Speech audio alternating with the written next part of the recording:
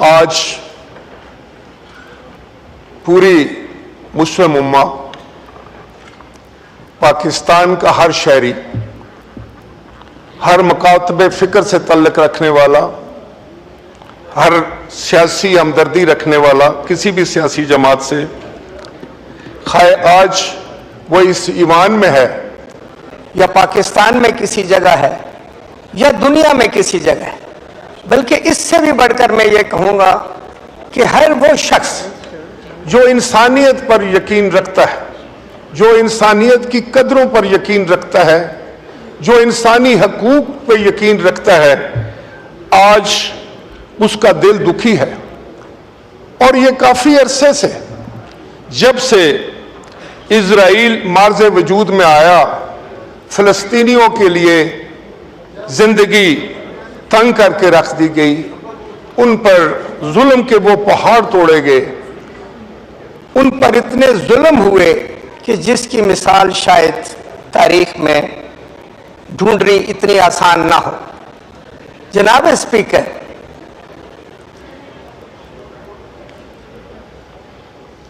مجھے یہ بات کرتے ہوئے کوئی باک نہیں ہے کہ یہ سب کچھ اس لیے ہو رہا ہے کہ فلسطینی کمزور، امت اسلامیہ کمزور،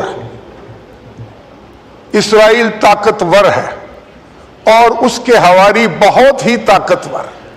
اس کے پیچھے جو لوگ کھڑے ہیں، جو ممالک کھڑے ہیں، ویسے تو انسانی حقوق کی بات کرتے وہ تھکتے نہیں، چھوٹی چھوٹی باتوں پر تو اتنے بڑے بڑے کیسز بنا لیتے ہیں، اتنے بڑے بڑے ان کے دعوے ہوتے ہیں کہ انسانی حقوق کی وہاں پر خلاف ورزی ہوگی، انسانی حقوق کی وہاں پر خلاف ورزی ہوگی، وہ جانوروں کی حقوق کی خلاف ورزی کی بات کرتے ہیں، وہ انوائرمنٹ کی بات کرتے ہیں۔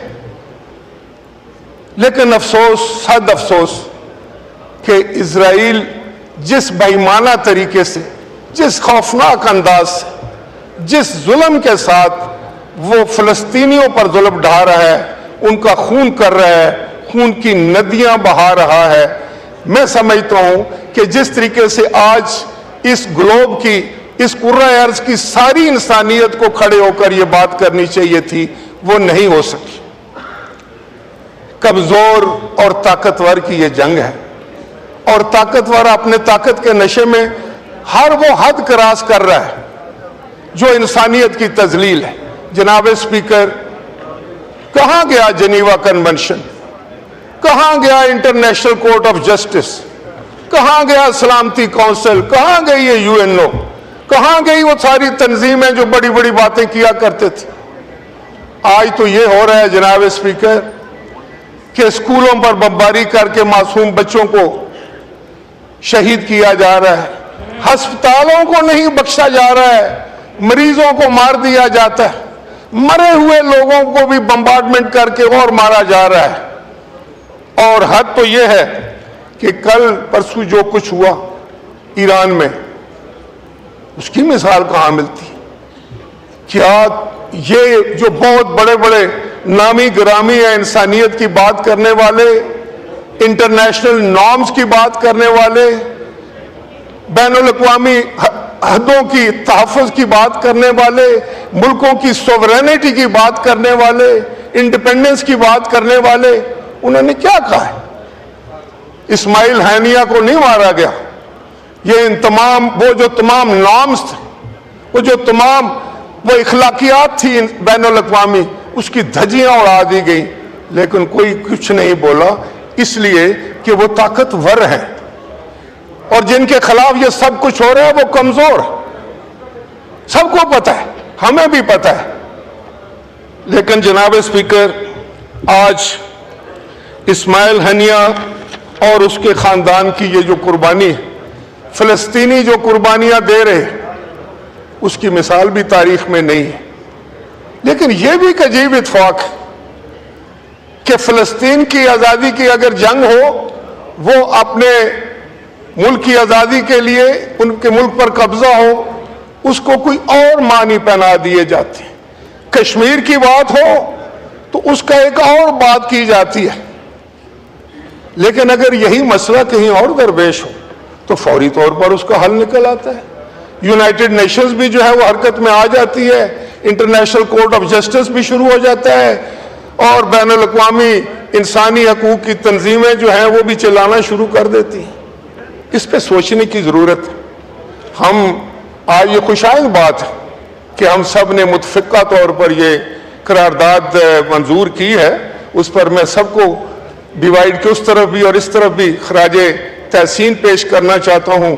لیکن جناب اسپیکر, ہم بھی کیوں اس طریقے سے ان کی مدد نہیں کر سکتے؟ کسی کو ہمارا خوف کیوں نہیں ہے؟ کسی کو ہمارا ڈر کیوں نہیں ہے؟ اس کی بھی ایک وجہ ہے کہ ہم نے اپنے معاملات کو بہت الجھا لیا ہے. ہم اپنے ملک کی حالات کے جو ہمارے چیلنجز ہیں, جس طرح ہم نے ان کا سامنا کرنا تھا, مل کر ایک جذبے کے ساتھ, ایک جوش کے ساتھ, ایک ہوش کے ساتھ وہ ہم نہیں کر رہے. ہم بھی تقسیم ہیں.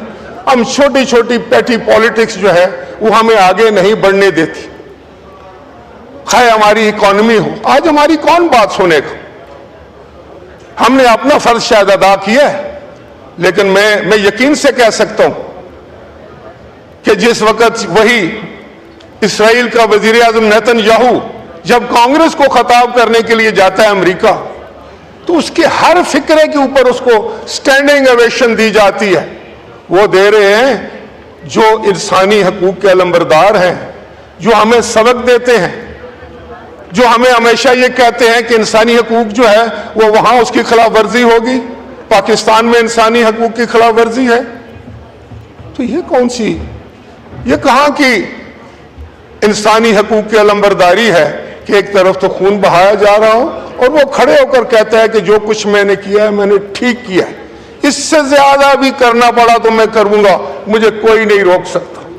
یہ ہے پوری دنیا اس وقت ایک طرف اور چند ممالک ایک طرف. جناب اسپیکر, جتنا بھی دکھ کیا جائے اسماعیل ہانیہ کی اس شہادت پر وہ کم ہے, جتنی بھی اس کی مذمت کی جائے وہ کم ہے. لیکن میں یہ ایک بات یہاں ضرور اس ہاؤس کے سامنے رکھنا چاہوں گا کہ اگر ہم چاہتے ہیں کہ ہماری آواز میں طاقت ہو, جب ہم کوئی آواز بلند کریں, 25 کروڑ لوگوں کا یہ ملک ہے, ایٹمی طاقت ہے ہماری بات کیوں نہیں سنی جاتی؟ اس لیے نہیں سنی جاتی جناب اسپیکر, وزیر اعظم صاحب موجود ہیں, لیڈر آف دی اپوزیشن یا اپوزیشن کے رہنما اور زعماء یہاں موجود ہیں, کہ ہم بہت چھوٹے چھوٹے مسائل میں ہم نے الجھ کر اپنا سارا جو نظام تھا اس کو تباہ کر لیا. ہم کسی چیلنج کو بھی بحیثیت قوم قبول کرنے کے لیے تیار نہیں ہیں. ہم کسی بھی مشکل کو بحیثیت قوم کھڑے ہو کر اس کا سامنا کرنے کے لیے تیار نہیں ہیں. ہم نے اپنے آپ کو ایک ایسے گرداب میں پھنسا لیا ہے کہ ہمیں خود نہیں سمجھ لگ رہی کہ ہم کہاں پر ہیں اور کس طرح اس سے باہر نکلنا ہے. جناب اسپیکر, جب تک ہم اپنے پاؤں پر کھڑے ہونے کے قابل نہیں ہوتے, جب تک ہم معاشی طور پر طاقتور نہیں ہوتے, تعداد تو ہماری بہت زیادہ ہے. کتنی تعداد ہے اسرائیل کی, کتنی پاپولیشن اور کتنی آپ کی ہے. ارد گرد جو مسلمان ممالک ہیں ان کی کتنی آبادی ہے, کتنی طاقت ہے. لیکن سچی بات تو یہ ہے کہ ہم سب مل کر بھی کمزور ہیں اور وہ اکیلا ہم سے طاقتور ہے. اس لیے کہ میں سمجھتا ہوں کہ وہ اپنے ملک کو, اپنے معاشرے میں انہوں نے بہت سارے معاملات کو اس طرح کنٹرول کیا ہے جس سے ایک معاشرہ مضبوط اور طاقتور ہوتا ہے, اور اس کے پیچھے جو قوتیں کھڑی ہیں ان سے ہم سب لوگ خائف ہیں. ہم سب لوگ کسی نہ کسی طریقے سے ان کے معاملات کے آگے مجبور اور بے بس اور بے قص ہیں. جناب اسپیکر, پاکستان کو اللہ تعالیٰ نے ہر قسم کی نعمت سے نوازا ہے. میں بڑے دکھ سے یہ بات کر رہا ہوں. ہم کہاں پھنسے ہوئے؟ 1 ارب ڈالر, 2 ارب ڈالر, 7 ارب ڈالر, 10 ارب ڈالر. یہاں تو کبھی ہم نے بحث نہیں کی اس پر کہ ہم کس طرح اس مشکل سے باہر نکلیں, کس طرح ان چیلنجز سے عہدہ برا ہوں. بڑے بڑے قابل لوگ جو ہیں وہ اپوزیشن میں بھی بیٹھے ہوئے ہیں, بڑے بڑے اچھے قانون دان بیٹھے ہوئے ہیں, بڑے بڑے اچھے سیاستدان بیٹھے ہوئے ہیں. बड़े बड़े अच्छे, मैं समझता हूं कि हम सब लोग पाकिस्तान से मोहब्बत करने वाले लोग हैं। यहाँ एक मेंबर भी ऐसा नहीं है, ना हाउस के अंदर ना गैलरी में बैठे हुए लोगों में से, जो पाकिस्तान से टूटकर मोहब्बत ना करता हो, जो पाकिस्तान से इश्क ना करता हो। लेकिन उसके बावजूद क्या है, हमने एक दूसरे का चेहरा खराशें डाल डाल कर खराब कर दिया, हमने एक दूसरे का चेहरा बगाड़ कर रख दिया, हमने बहैसियत कौम अपने आप को तकसीम कर लिया, तकसीम दर तकसीम, कभी मजहब के नाम पर, कभी माशरे के नाम पर, कभी ज़बान के नाम पर, कभी इलाकाई तकसीम कर करके हमने छोड़ा क्या। खुदा के लिए ये करारदादें बहुत अच्छी बात है, लेकिन इनमें ताकत जब आएगी जब पाकिस्तान में हम आंगी होगी, यकसुई होगी, आप एक दूसरे का हाथ पकड़ेंगे, जब लोगों को, पूरी दुनिया को पता चलेगा कि ये 25 करोड़ लोग एक हैं, ये एक एटमी ताकत है। फिर जब आप इसराइल को कहेंगे कि खबरदार, कल अगर तुमने यहाँ पर बम्बार्डमेंट की, कल अगर तुमने फिलिस्तीनियों का खून बहाया तो हम इसका बदला लेंगे, तो वो सुनेगा ये बात? आज नहीं सुनेगा। तो आए सबसे पहले हम अपने घर को ठीक करें, आए हम अपने घर को ठीक करें, और खुदा के लिए कोई डायलॉग ओपन कर लो। अब भी जनाब वजीर आजम, मैं आपसे गुजारिश करूं, you are at the helm of the affair, आए कोई डायलॉग ओपन करें, अपने मुल्क को भी बचाएं और मिल्लत इस्लामिया के लिए भी ताकत बनने की कोशिश करें। तो ये उसी वक्त होगा जब हम एक दूसरे का हाथ पकड़ें, सियासत करें, जरूर सियासत करें। आपका अगर कोई बंदा गिरफ्तार है, उसकी बात करें, उसको गिरफ्तार ना होने की, उसको आज़ाद होने की बात करें, लेकिन पाकिस्तान के लिए एक हो जाएं। और यहाँ बैठकर जो आप बात करें वो हमांगी की करें, और जो हमें दरपेश मुश्किलात हैं, आपको भी पता है जनाब, हमें भी पता है, उन पर भी तो बात की जाए। और आखिर में ये मैं कहूँगा कि मैं फ़लस्तीनी अवाम को, उन माँओं, बहनों और बेटियों को खराजे तहसीन और अकीदत पेश करना चाहता हूँ। मैं कश्मीर के उन अजीम दोस्तों को जो अपनी आज़ादी की जंग लड़ रहे हैं, खराज तहसीन पेश करना चाहता हूँ, और उनको ये पैगाम देना चाहता हूँ कि जुल्म और बर्बरियत की रात जितनी भी स्याह हो, जितनी भी काली हो, जितनी भी गंभीर हो, लेकिन एक ना एक दिन किसी सवेरे के इंशाअल्लाह ताला दहलीज पर उसको दम तोड़ना पड़ता है, और एक सूरज तलू होगा, और वह इंशाअल्लाह ताला फ़लस्तीनियों की आज़ादी का होगा और कश्मीर की आज़ादी का होगा। शुक्रिया जी।